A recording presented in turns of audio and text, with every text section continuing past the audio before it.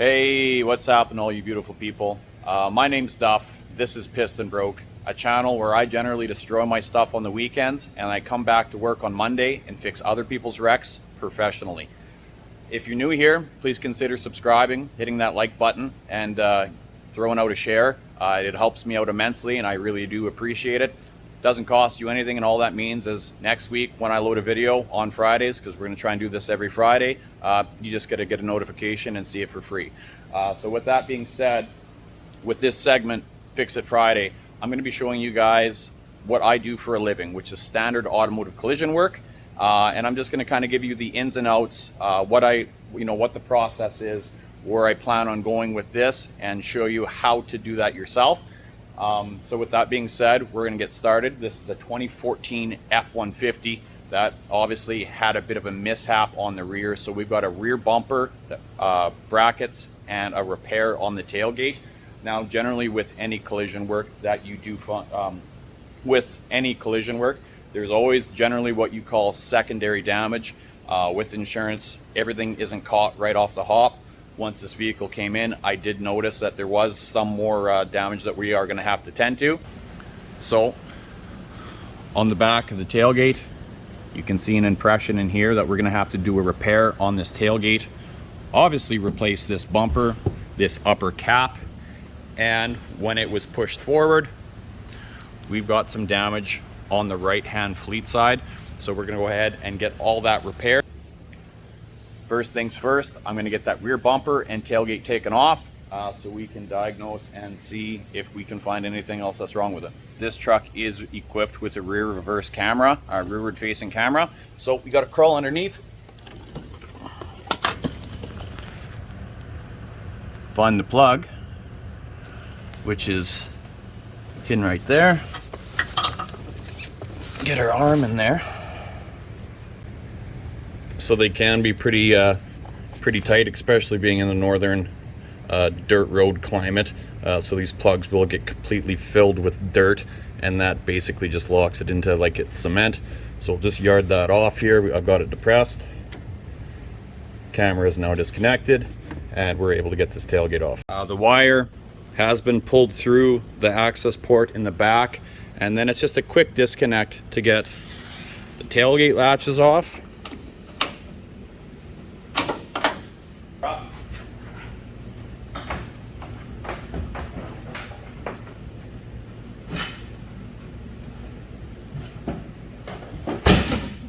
So next thing is get underneath of it and take off the 6 bolts that are connecting the rear bumper itself to the receiver of the truck. So I have gone ahead and given these a bit of a spray just because, well, we're in a northern climate, and as you can see, corrosion is real up here. So I gave them a spray, and we're going to do the old neutral drop on the snap-on ratchet.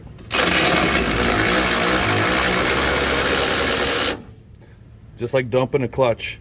Get them spinning.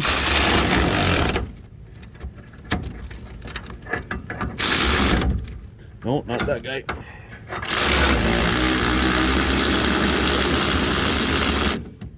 Hopefully my snap-on rep doesn't see this, because that's exactly how you're supposed to use these tools. So for example,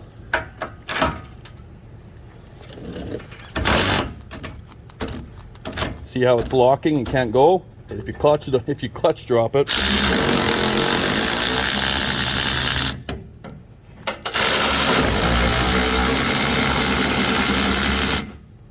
so we'll get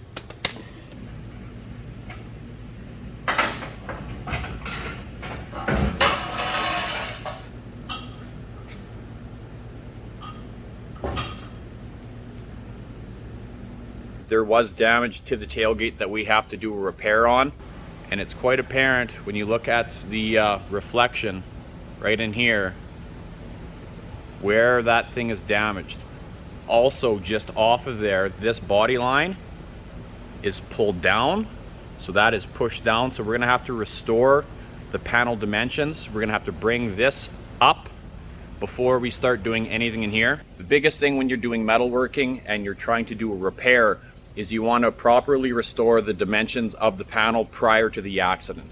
So the fact that this line is down, you can see that it's down. So if we start to try and do any repair in here before restoring this to its proper state, it's going to be it's not going to be an ideal repair. Your dimensions, where you put your metal back into place, isn't going to be correct, and it's going to look like hell. So first things first, we're going to get that panel dimension straightened out. I'm going to take a hammer and dolly, and we're going to work this edge up, and then we'll start thinking about what we need to do to this section to get all those buckles and waves out of the panel. All right, so like I said, first things first, we've got to get this panel dimension back to where it used to be. This is pressed down, so I'm going to just use a standard body hammer and a dolly. I'll place the dolly on top to help absorb some of the blows, so it'll lay it out throughout the panel instead of in one solid area, and it's just going to help move everything a little bit more uniformly.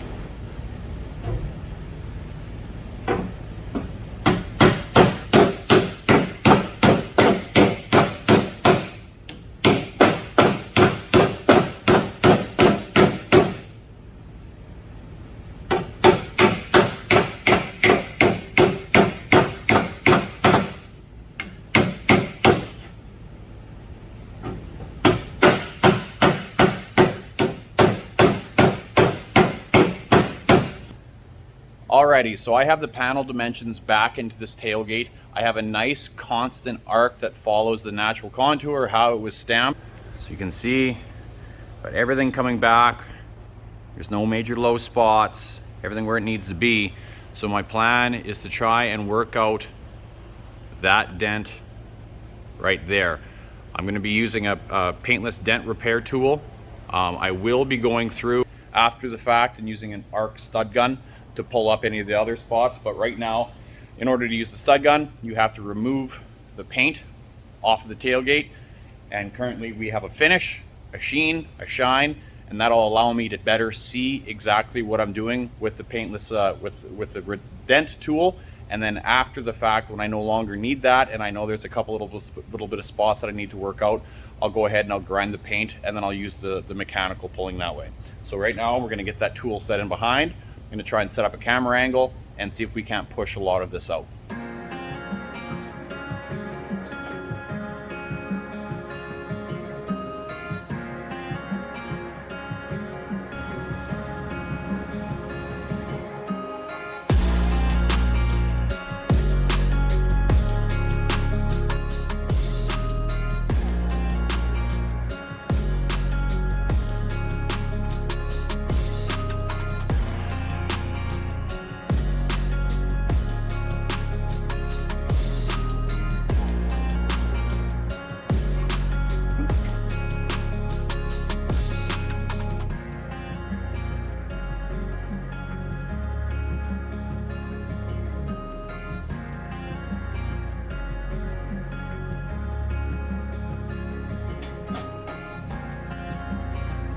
All right, so I do have the vast majority of this dent pressed out with the PDR tool.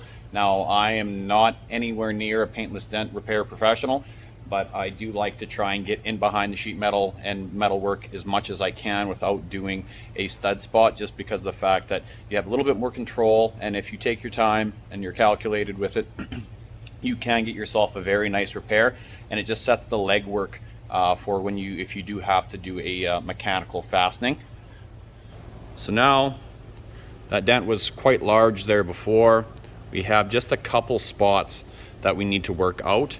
I did over press it just a little bit right here, but that's not a big deal, because once I take the sheet metal off, or the finish off, put my stud into here, I'll raise this and then tap down on that with my hammer and dolly, and we'll get this good and straight, and we'll get it into fill.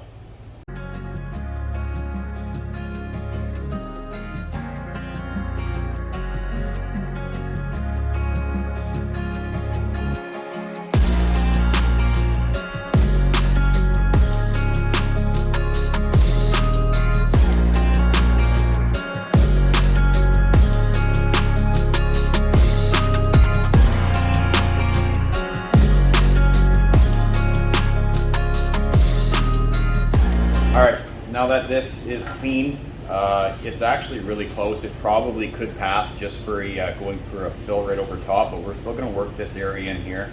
It's a little bit low, and then this has a nice flat, just a slight contour to it, whereas this dips right in this area here. So we've got a bit of a dish here. I can feel a raised edge and a little bit low in there. So basically what I'm going to do is I'm going to take this, which is just an arc, and it's going to grab onto the, it's going to arc itself onto the metal, and then it's actually going to shrink it because this is a little bit long. There's too much material here. So every time this arcs, it actually shrinks a little bit, and I'm able to pull it up and then manipulate it with the hammer.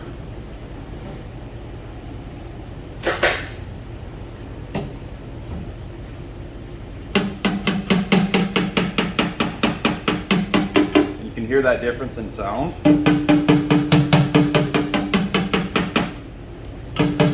That tone difference is actually the metal going back into its natural state, moving over.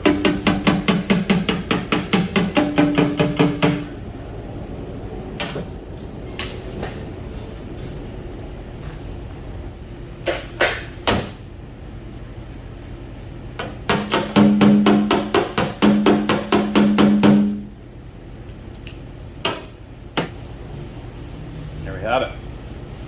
So I'll grab my file, I'll do a quick scratch pattern, and we can kind of see if there's any remaining low spots, but I think it's pretty well there. All right, so this is all repaired. I'm satisfied with the metalworking. I took my dual action sander, which is just a reciprocating sander. It just goes back and forth like that in comparison to constantly turning over, and it just gives me a random scratch pattern. And I feathered the paint out, so you can see we've got multiple layers of paint. We've got the color coat, the value shade, and then the e-coat, they call it. This is a corrosion primer, this is the color, and then clear coat. And feathering is basically just taking these and bringing them back, so then when you put new product on here, you don't have a solid line. Pardon me. So you don't have a solid line, and it's easier to bridge. So at this point here now, I'm going to do a little bit of masking on my edges, and then I'm going to do a coat of fill, sand it, and we'll get it primed.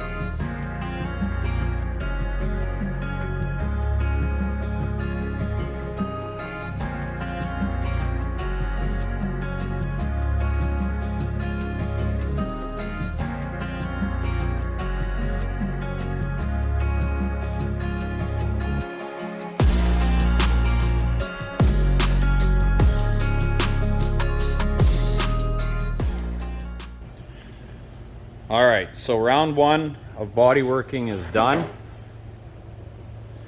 You can see we've got a very faint amount of fill in here. It's almost translucent. There's not a lot on the bottom edge. I could work this down a little bit more, but I'm running into a very slight high spot here. So you can obviously see how the filler is going around. This area of the metal is high, and then one of my stud spots is high as well. So what I'm gonna do is just take my body hammer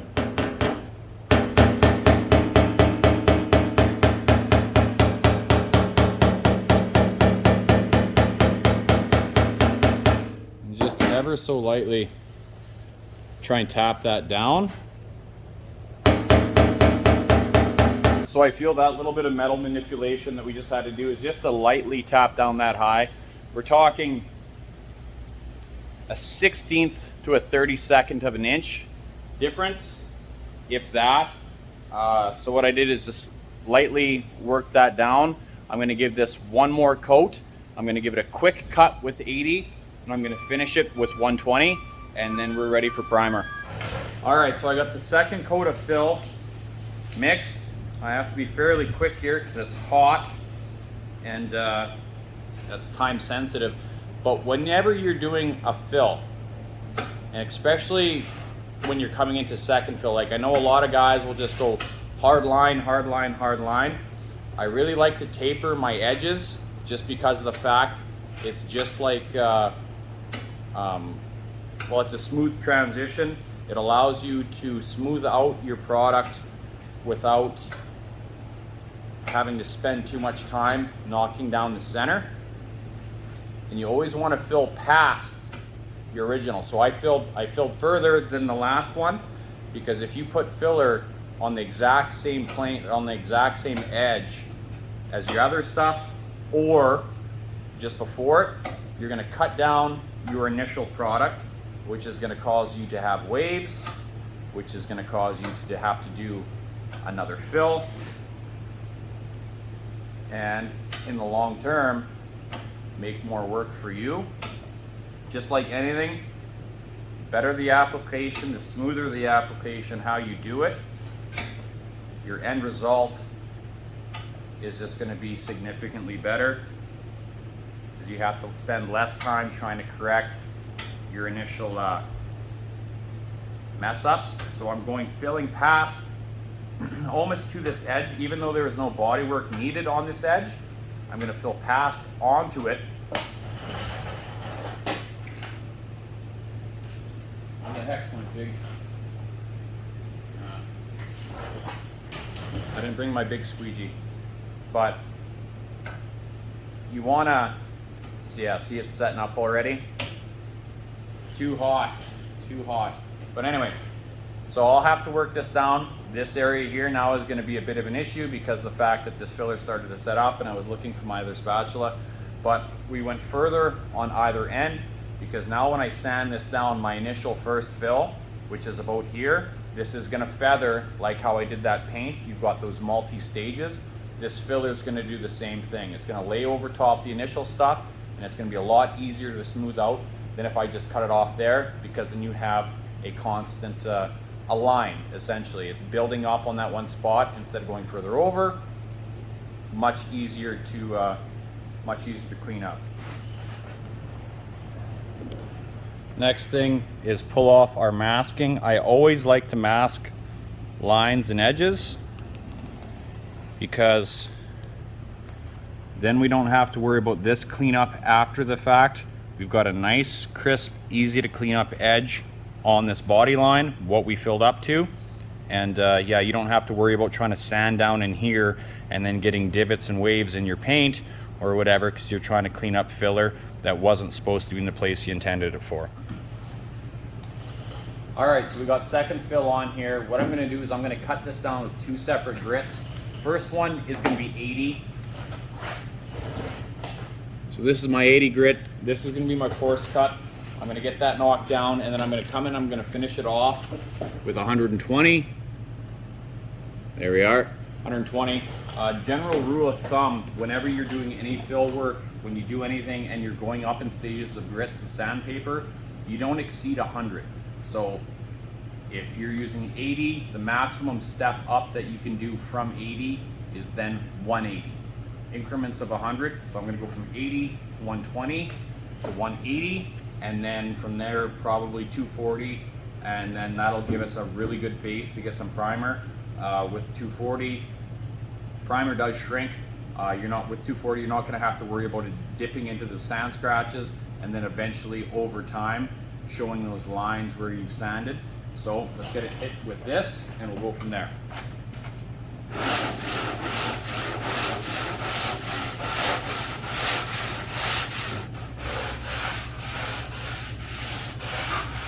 Another thing that you're not going to want to do is over sand when you're trying to do your last finish coat. So it's still not perfect. You can see some parts here. We've got our edge that we've got to break down here, and it's not completely perfectly feathered out there. We're going to switch over to 120. And the reason being for the switch to 120 now, while it still needs finishing, is because the grit of this sandpaper is deeper than this. And in order for us to get all of this out with this paper, we have to be able to finish it, and we have to be able to feather it onto our panel. So we're gonna start now. That way, once we do get to the finished product, we're not gonna have to worry about those deep 80 grit scratches in our primer. There we have it. Our bodywork is complete. It feels really nice, really straight. One thing that you can do, especially if you're first starting out, it takes a long time to what you call figure out your body shop hands, where you can actually feel impressions, you know, imperfections and that sort of thing. But a quick tip or trick, if you are rubbing a panel, obviously A, always keep your hand completely flat, and B, you can actually take like a microfiber cloth or a very smooth shop towel, lay that down, and for reasons unknown, I'm not a doctor, but it does transfer to your hands a little bit easier, so then you are able to pick that up. But I'm happy with this. What we're gonna do is we're gonna get the panel prepped, get it into primer. I've already body worked the rear of the truck. I was just kind of showing you guys this one. So we'll get it into primer, and then we'll get this thing splashed and painted and back to the customer. Right. Alrighty, so I got the tailgate all masked up. I got some etch primer on there, and basically all etch does, think of it as essentially adhesion promoter for bare metal. Vast majority of paint won't just stick to bare metal, whereas etch is acidic and it actually etches itself into the metal, and that allows your other substrates to adhere to it. So we're gonna just get a couple coats of primer on this, let it sit overnight, and we'll get it painted tomorrow. Primer's done. I've got my long block again, 400 grit sandpaper. Gonna knock this down, done a little bit of prep to here, and then after that, gonna get the rest of the tailgate prepped and get that ready for paint.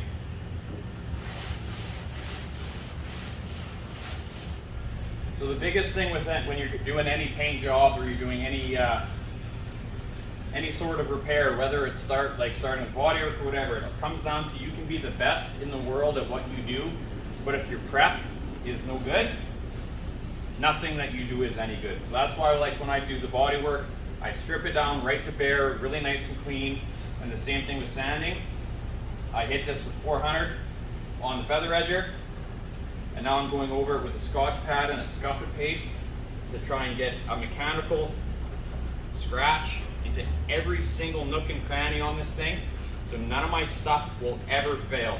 You can be the best painter, you can be the best body man, you can be the best whatever, but if you don't have your prep and it's not prepped properly, it's all for naught, and everything that you do will fail. So that's the key. Sand it, and then when you think you're done sanding it, sand it again. Okay, so we've got the tailgate in the booth, and I'm just going to do a color reading on this with my infrared spectrometer. So that's one reading. Move it a little bit. Do another reading.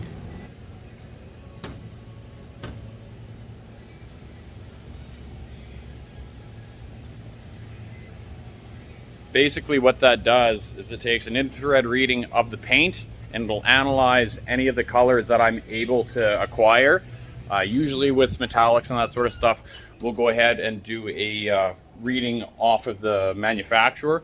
But the fact that this is a standard color, a solid color, I'm just going to do a wild search, and I'm pretty confident that we'll get a color that is bang on. So let's see. Alrighty, so we got the computer set up, and like I said before, I'm pretty sure that we're going to be able to get this color bang on. The best possible match that we'll be able to get is a 0.0, which means it is identical. But so we'll see what we're able to get here with the spectrometer. So we'll select that one,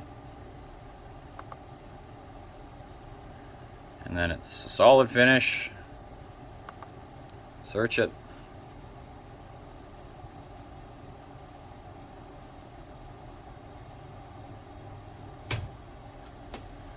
So our formula color, so the vehicle color is there.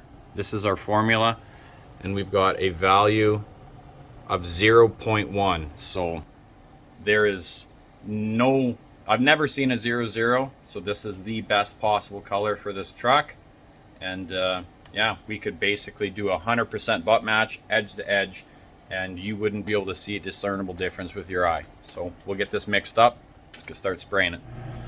All right, so we've got to add our white. We've already got our binder, and there was basically it's just the a solvent that ties everything together and allows the paint to interlock.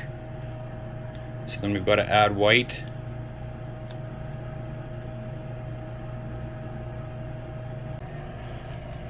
Then we have to add magenta. 156.9.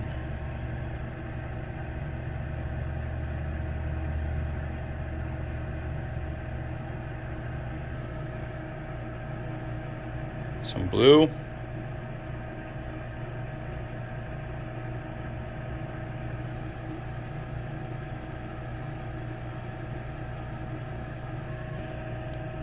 Some yellow. And a little bit of black. Then our reducer.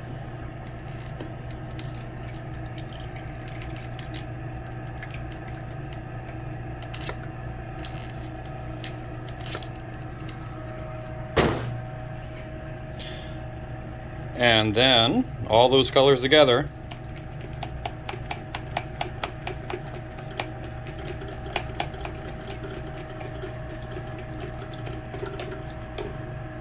make our white.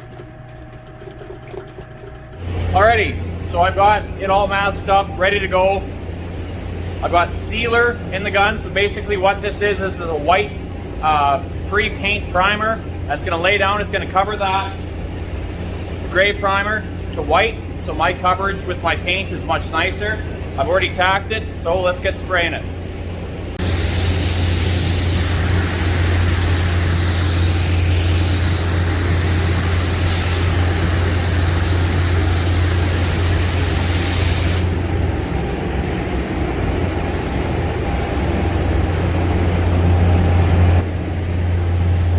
So that's our value shade white, value shade 1, and that is for minimal coverage. It has slight minor fill properties, but what it basically does is it allows your base color to lay down. So if, for example, if I was to do a yellow, if I was painting this liftgate yellow, it's going to call for a value shade 1. It's going to cover in a couple coats. If I was to put it over value shade 7, which is almost a black, it's probably going to take me 50 coats. Like, no kidding. Yellow is very transparent. You'll have to paint over and paint over and paint over. This just helps you get your proper color right off the hop. All right, so now we're going to put on our white color coat. I usually blend out with blender, but being that this is a solid color, I don't need to, so let's spray it.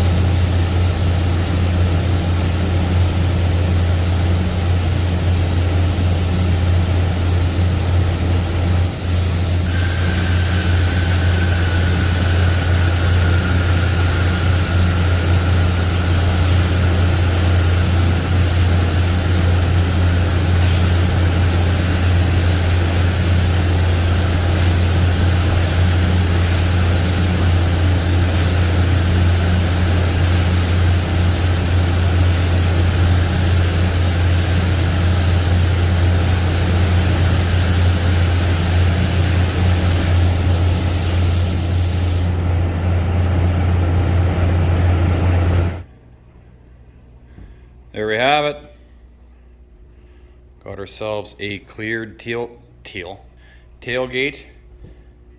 Nice and shiny. No major anything. Our repair area looks good.